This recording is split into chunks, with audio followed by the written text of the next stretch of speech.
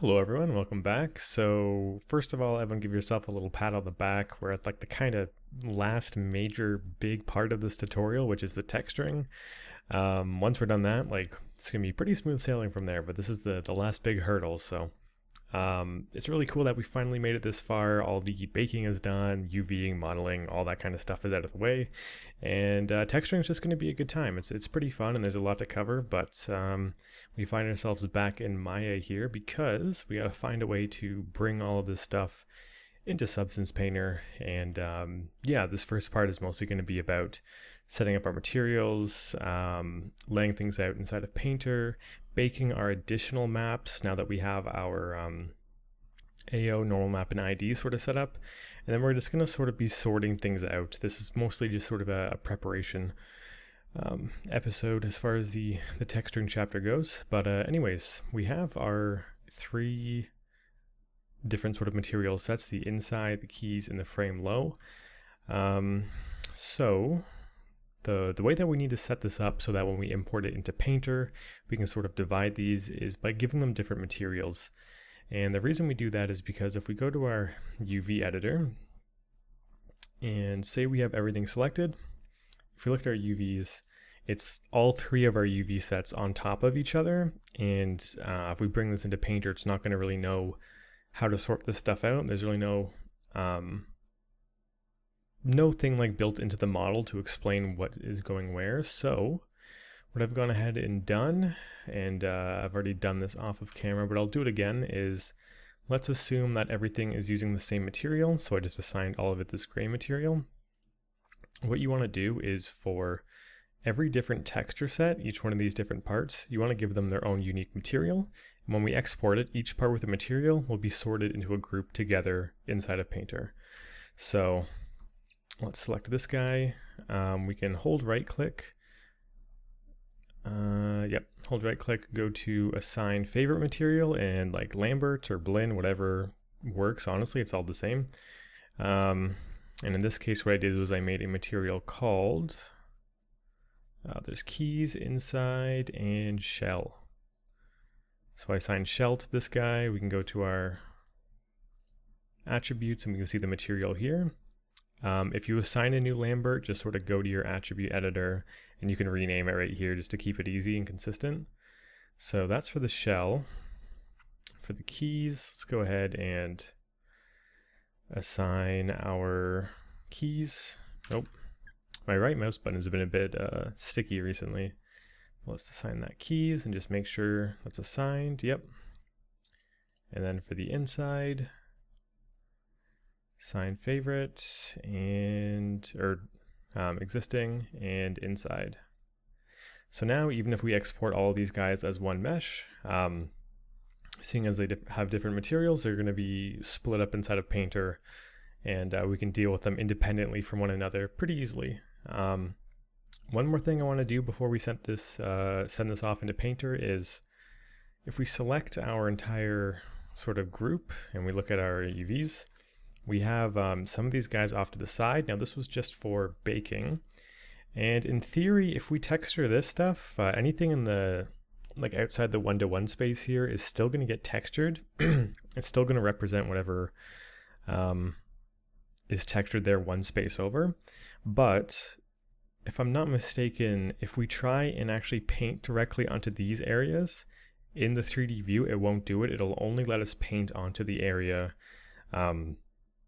that is actually existing in the 1-to-1 space. So typically I would recommend taking these UVs and then we can just send them back to where they're supposed to be.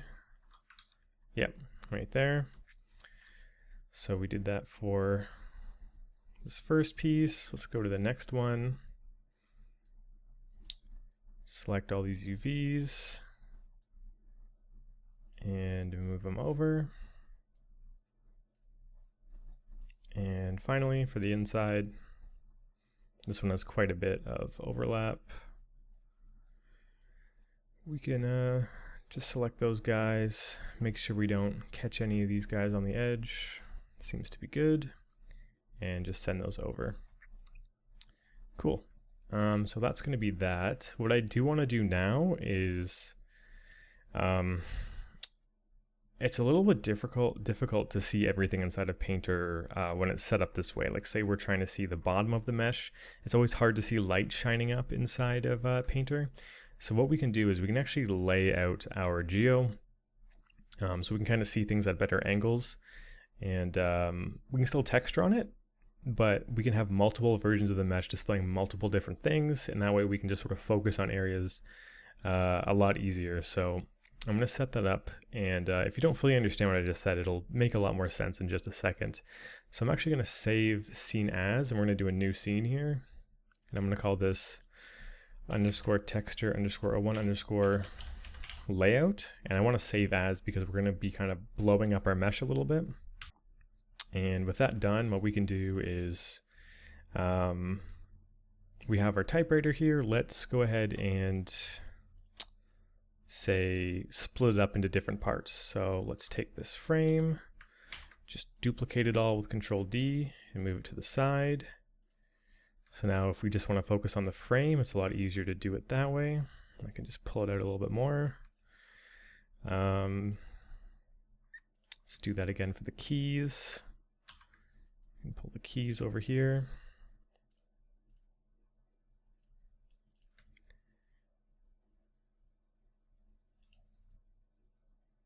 And the more I think about it, the more I'm thinking this isn't necessarily the best way to go about it, because we can actually turn off these independent layers inside of Painter. So I think a better way to go about it would be to grab everything, duplicate it, and say,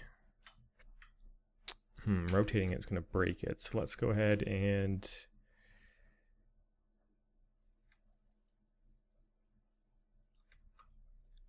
go to vertice. I think this will be a better way. If we select all the vertices,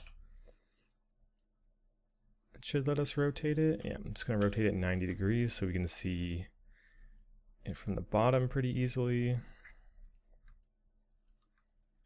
And another view we might want would be, well, I guess between these two we can kind of see into it pretty clearly, and we can still turn off each thing. So I think that might be fine on its own. Typically, if you're only using one texture, it's a bit more difficult to see inside, but the fact that we can just turn off the shell, turn off the keys, and look at just the inside is going to help us quite a bit. So I think I might honestly leave it at just these two, and that should be good.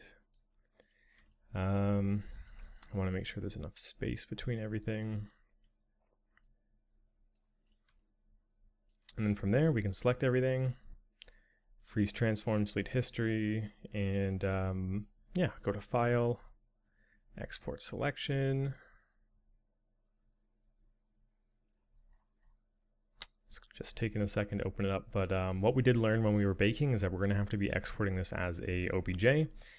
For some reason, Painter wasn't having a good time with our... oh, sorry. Did I hit export? Oh, I hit the options, that's why. Export selection, sorry. So Painter wasn't really liking the fact that we were using an FBX. Since then, I've actually gone through and updated Painter, so I don't know if it'll be better now, but I don't really want to risk it. So we might as well just do an OBJ, and we can always switch back to FBX when we render. It really does not matter either way. But let's find a spot to save this to. Work files. Models. I'm going to call this one Painter, and just call this typewriter underscore Painter. We're going to want to have materials on so it knows that we're splitting into groups, normal, smoothing, like all this stuff we're going to need. So I'm just going to keep it all on, hit export. FBX usually has a bar down here when we export, but OBJ doesn't, so just give it a second to sort of do its thing.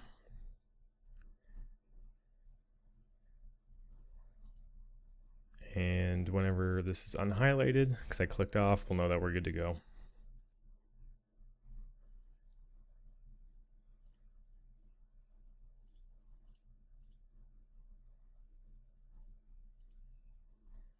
Sure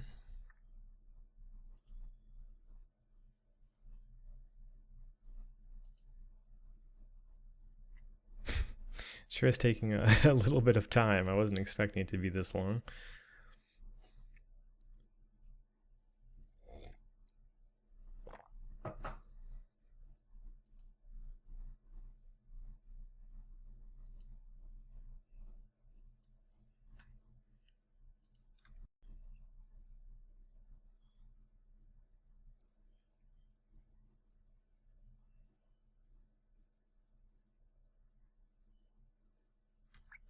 Okay, there we go. So I'm going to go into Substance Painter now, and I'm just going to hit File, New, 4K, OpenGL. Interesting, these are new settings since I just updated. I don't think we're going to have to mess with that. We're not going to be doing any auto unwrap or import cameras or anything. What we do need to do though is bring in our actual mesh. So I save that under Models, Painter, and this guy. I'm assuming he's a pretty beefy model. And then we want to go to import some of our maps here by hitting Add. We can go to our baked textures. So frame, we have frame final AO, final AO, final ID, and final normals. We also have the inside. We have inside final normals, inside final AO. And for the keys, we have AO final, ID final, and normal final. Probably should have came up with a more consistent naming convention than that, but it's going to get the job done for now. We're just going to be able to import all this stuff into Painter. I also mentioned this in the baking part, but we have this set up to be DirectX normals, and that's because by default in Marmoset Toolbag it's doing DirectX normals. If for some reason you bring your stuff into Painter and all the normals seem to be flipped, just switch your normal type between DirectX and OpenGL. Oh, sorry, we have OpenGL normals. I feel like I said DirectX that whole time. We want OpenGL. Toolbag uses OpenGL. Okay. Hopefully that wasn't mega confusing. But anyways, we are now inside of Painter.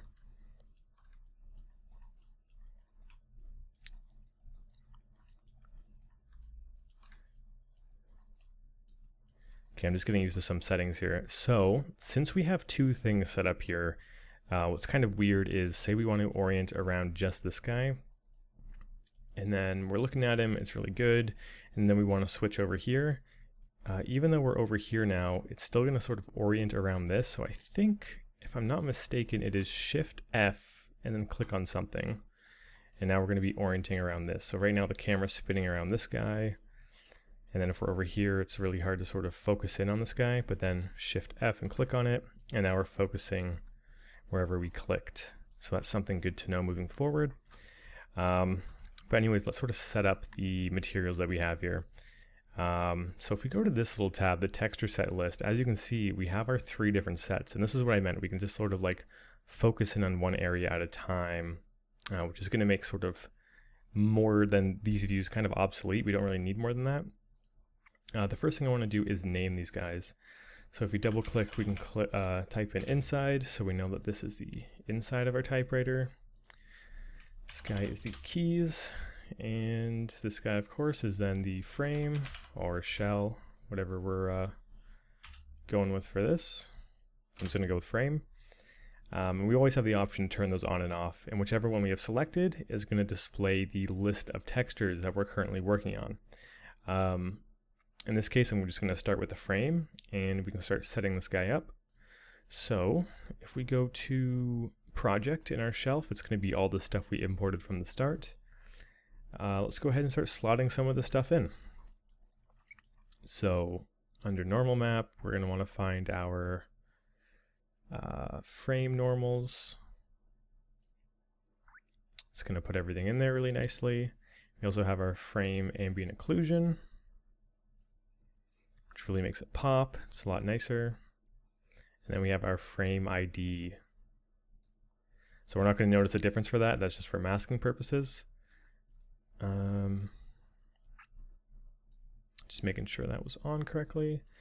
And then from here, what we can do is go to bake mesh maps, and we have all these other maps that we can bake, and it's going to be taking information from our normal and our ambient occlusion to get the rest of that bake information in there. So we don't really have to do any weird stuff for these bakes. These ones are already pretty much taken care of since we got some pretty solid normal map and ambient occlusion bakes out already. So we don't need a normal map, we don't need an ID map, and we don't need an ambient occlusion map. Everything else we're going to go ahead and bake out, and it's all going to be based off information we already have. And since everything else is 4K, we might as well set this to 4K. And we have two options here. We can bake all texture sets or just bake the frame. We haven't set any of the other layers up yet, so I'm just going to go ahead and bake the frame right now. It's going to sort of go through and show us how that's all being done, which is pretty cool. This never used to be set up this way, actually, so it's interesting seeing this. At least for me, this is the first project I've seen this process. So it's cool that Painter's still getting all these cool updates. I saw a couple other things recently, like they're adding geometry tessellation as well as like decal support and stuff like that. So it's cool that they're always adding more. But as you can see, it's automatically filled in all these maps. And now when we use things like smart materials, it's going to be a lot easier and it's going to be a lot more effective. So let's go ahead and do that for the other two. We have the keys. So we have keys AO, keys ID, keys normal. Let's start with the normal. So we even have the letters in there that we added in the bake part. This is all looking good and smooth. Getting these nice side details in there, which is really clean. We also have the keys AO. That's going to be really nice for these areas. And then the keys ID. And let's go ahead and bake these guys out. Go to bake mesh, mesh maps. The settings should be the same. And then we just want to bake out these keys.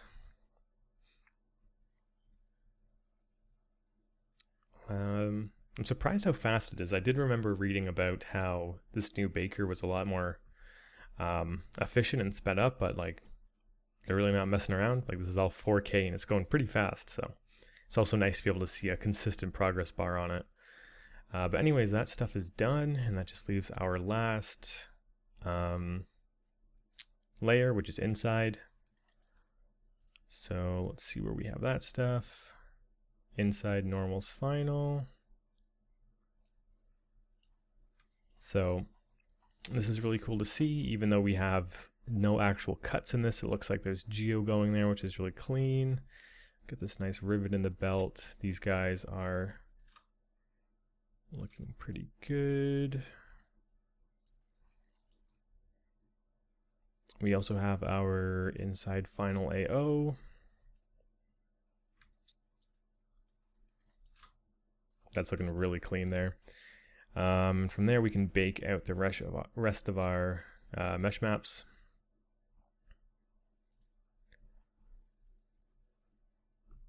And take care of that. So you guys may have noticed I don't have an ID map for this one. This section was giving me some complications, and for some reason I wasn't able to bake out an ID inside of Toolbag with it. That being said, an ID isn't going to be too important for this one. I'm going to be able to manually mask out that stuff, and I don't think it's going to take out or take an additional too much time for this project. So what I'm going to do for the rest of this part, at least, now that we've everything set up, is I kind of want to split everything up into their specific material groups. Okay, so we're back now. What just happened was when this guy was baking right here, I guess Substance Painter crashed. I'm not exactly sure of the reason, but I have a pretty good guess. And because of so, I should probably explain something here. Having 3 4K maps on a single mesh is pretty ridiculous. Like there's no way around that. That's totally overkill, especially for something like a typewriter that's pretty small. So what I've been doing now to sort of get around that and to make sure I was able to bake all of this is that for each of these layers, I just have it set to 1K. So if we go to our texture set settings, we can change the resolution we're displaying and working in. So if I zoom in, you can see it's a little muddied and not super clear, but I can bump it up to 4K and it looks super sharp. When I'm not working on a layer, I'm going to kind of tick it off and also make sure it's 1K. That way Substance Painter isn't loading in like a ton of stuff, and we can sort of keep it reasonable and not kind of drive the program crazy. It's also important to actually be saving throughout this kind of stuff. So I've saved my file now, but make sure once you have everything in, before you start doing any real work, to go ahead and save your file. But let's go ahead and start with the frame. Since we're working on this guy, we can bump him back up to our resolution. And what do I want to do, and what do I exactly mean by kind of masking out all these areas? If we go ahead and look back at our reference, and let's try and find a good, yeah, I guess this works, a good reference of this typewriter. There's a couple like key materials, and we set up our material ID for this very reason. What kind of makes it easier to work on things is to sort of group all of our polygons and mask them out, so that when we're working on sort of a group of textures, it's only affecting the area that we want. And setting that up is pretty easy, but it's also kind of one of the first things you want to do.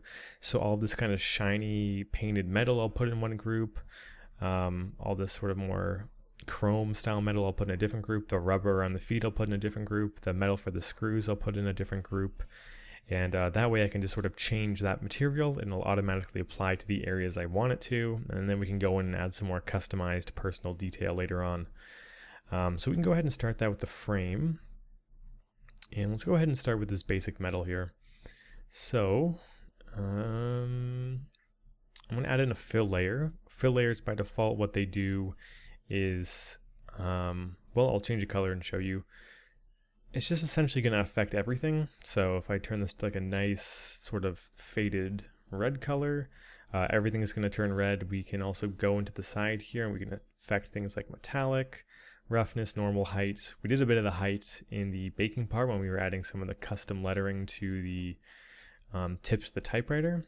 But for now, I'm just going to be focused on masking things, and we're going to be getting this kind of main frame color. It's a bit metallic, so I'm going to give it a bit of a metal look. And this is obviously just a placeholder color. But let's call this metal frame. And we're going to put that guy in a group. This group will also be called metal frame. So let's just drag that in there.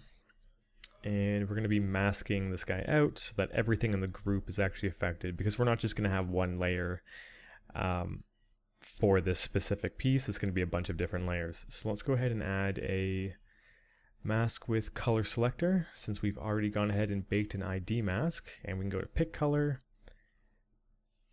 And it seems like red was the color we chose. So that's done a pretty good job of doing this sort of painted metal. I guess it might be more useful to look at multiple references here. This is always kind of like my go-to since we have every angle. But it's definitely this frame. It's definitely this part going across down to the feet, the back. Yeah, this front plate seems to be something different, but this bar across seems to be the same. This back stuff is the same. As you can see, it's also gone out of its way to like get rid of those bolts, since we didn't include them in the same color. So this is actually, yeah, as it should be. We masked it out pretty spot on with our material ID. One thing to note though is when we look at our color selection, we also have a tolerance. So we can turn up the tolerance, and as you can see, right around the edges here, it's how hard it's going to affect it. We also have like a softness meter, so if you don't want it to be super pixelated, you can blur that out a little bit like I'm going to do.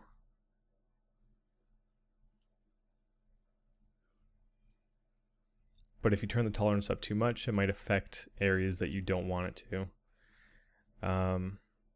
We also have the option to pick multiple colors. Of course, I don't really want to do that. And then one last thing to note is we can also right click this and add a paint layer, add a generator, add a fill. I'll do a paint layer as an example and say like, oh, I also want to add in this spot right here. Just make sure my mask is white, and I can sort of paint this area in as well. I don't want to do that for this because it kind of seems like this is set up the way I want it to be. But it's just good to know that that's also an option. Let's go ahead and tackle the screws next. So I'm going to do something very similar. I'm going to make another fill layer. Call this one screws. Can make this fully metallic, not that rough, and just a color to make it pop so we can remember it's a different group. Let's go ahead and make it a green and make a group. Call this guy screws as well. And we're just repeating essentially what we were doing before. Drop that guy in. Once again, add mask with color selector. And yep, mess with the tolerance. We can crank that all the way up and we can see we perfectly fill that in. Sometimes if you don't crank it all the way up, you'll get some of these like white pixels, which we don't really want. We want things to be kind of watertight as far as the texture goes. And we'll be able to notice that later on if there's any issues with that, but it seems like this is all looking pretty fine. Okay. Next thing I'm going to want to deal with is the rubber feet. So let's make a new color, call this rubber. Don't need this to be metallic, we want it to be pretty rough. And we haven't used a blue yet, so let's go ahead with that. Call this guy rubber. Add mask with color selection. I think it is just the feet that are rubber.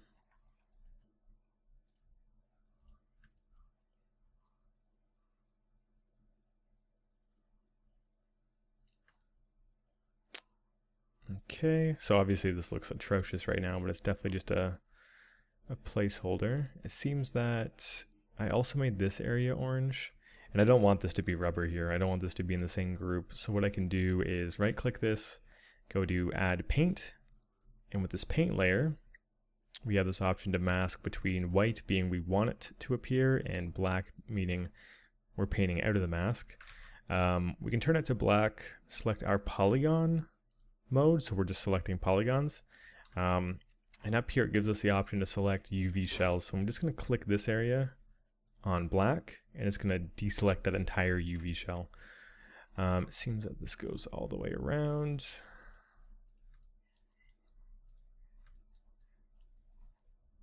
Okay. So the ID mask did a good job of getting us most of the way there, but then there's some manual work to kind of get the rest of it done.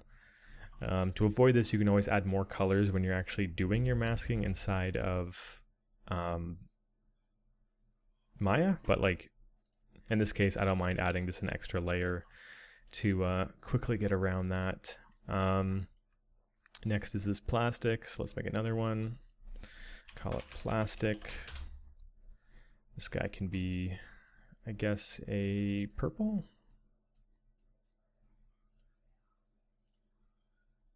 Turn the roughness down. Just make it a bit easier on the eyes. New group, call it plastic.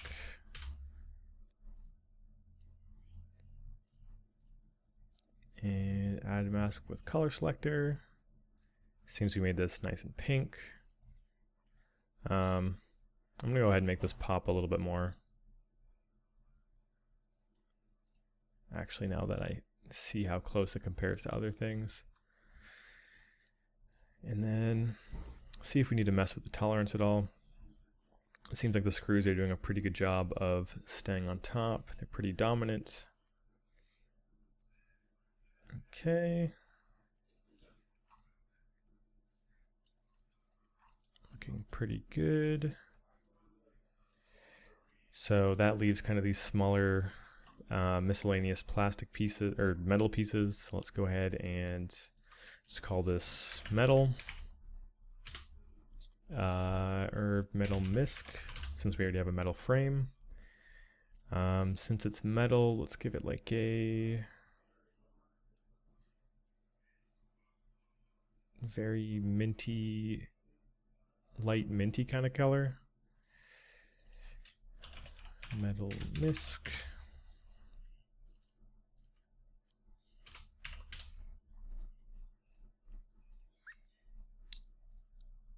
Add a color selector. And we use a green for this, so that's pretty consistent. Okay, and that green is super light. Let's crank it a little bit. Okay, so let's check some of these intersecting areas and see if we have to adjust the tolerance. It seems like it can definitely afford to be a bit higher. But we don't want it to overpower the blue. Okay, it's good to know that this area is covered pretty good.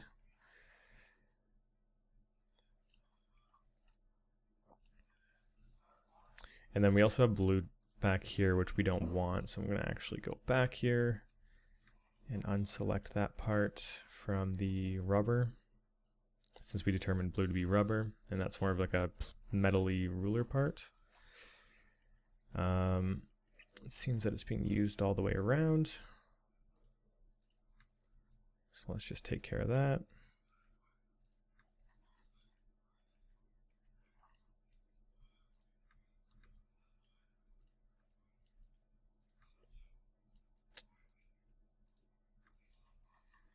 Okay. And I think this rounded piece here will also have it. Okay. So we got that part.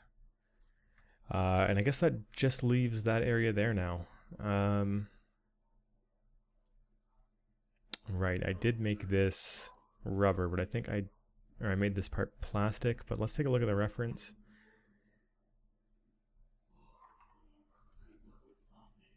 It seems to be like some kind of metal. It's super hard to see though. There's no super clear reference on it. Let's see if we can find a better shot. Those guys don't have it. Neither does that. I'm going to assume that's some kind of metal. So I'm going to take it out of the plastic group. In order to do that, I'm just going to add a paint layer. Go to the polygon mode. Make sure it's on black. And then we can change it back to individual polygon. And just deselect it out of there.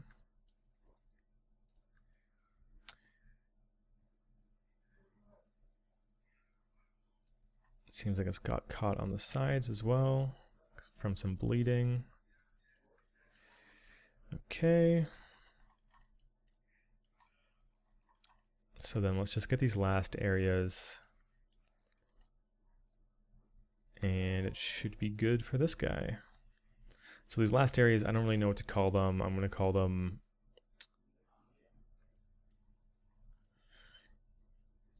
like painted.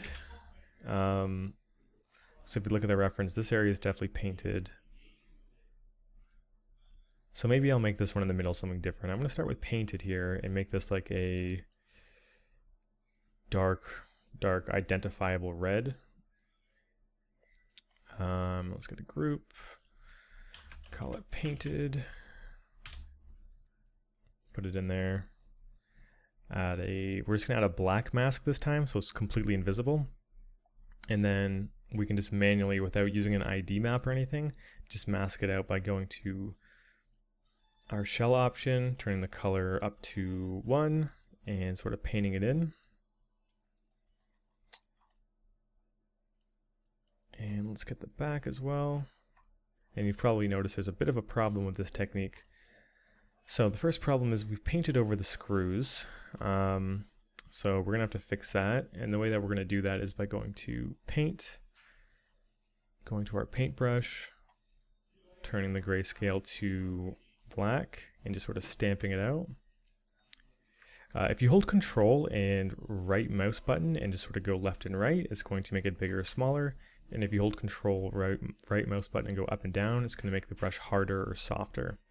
So I want it to be hard and this size, and then just stamp it out. And just kind of make it as precise as I can.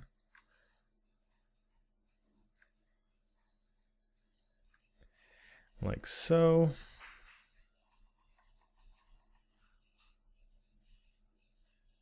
And there as well.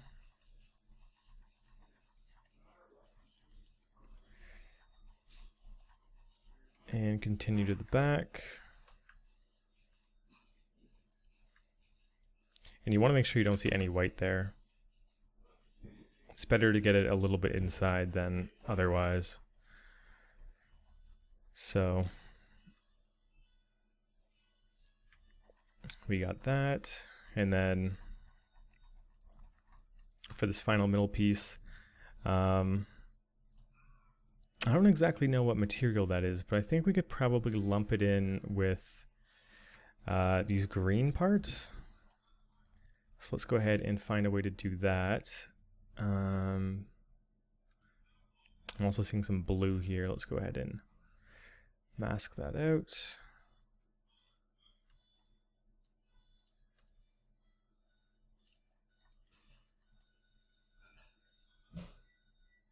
I'm not quite sure what's going on here. If I add color,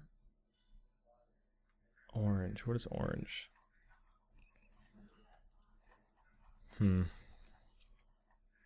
Yeah, for this metal trim, I'm going to have to go around and add paint and then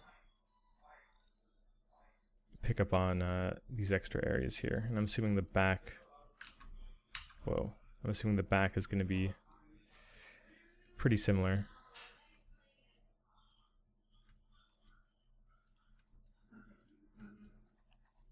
I think Cortana just popped up.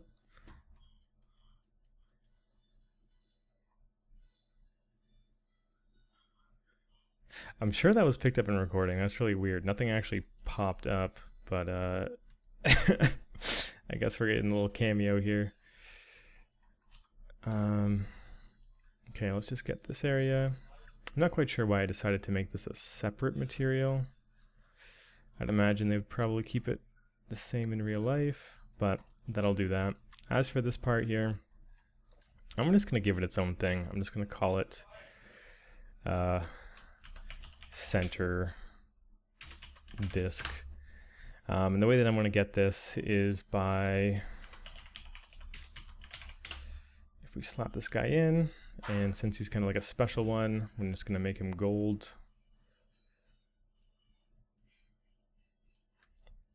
The way I want to get him is by using our mask color selector. Since this is an actual geo, I can't select with polygon, so I'm just going to select this, turn the tolerance up, and then add a paint, go to our polygon mode, turn it all the way down, and just deselect everything that it may have overlapped with.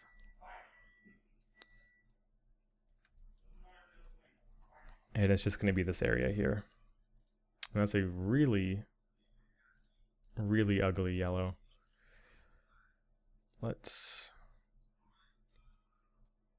There we go. We can probably turn that tolerance up a little bit more since it's just this area. And we don't need it to be so harsh. But with that being said, that's one of these guys done. So now we can essentially really quickly, and I'm going to save first before we do anything. But what we can do is go into one of these groups. We know that just rubber is just going to affect rubber.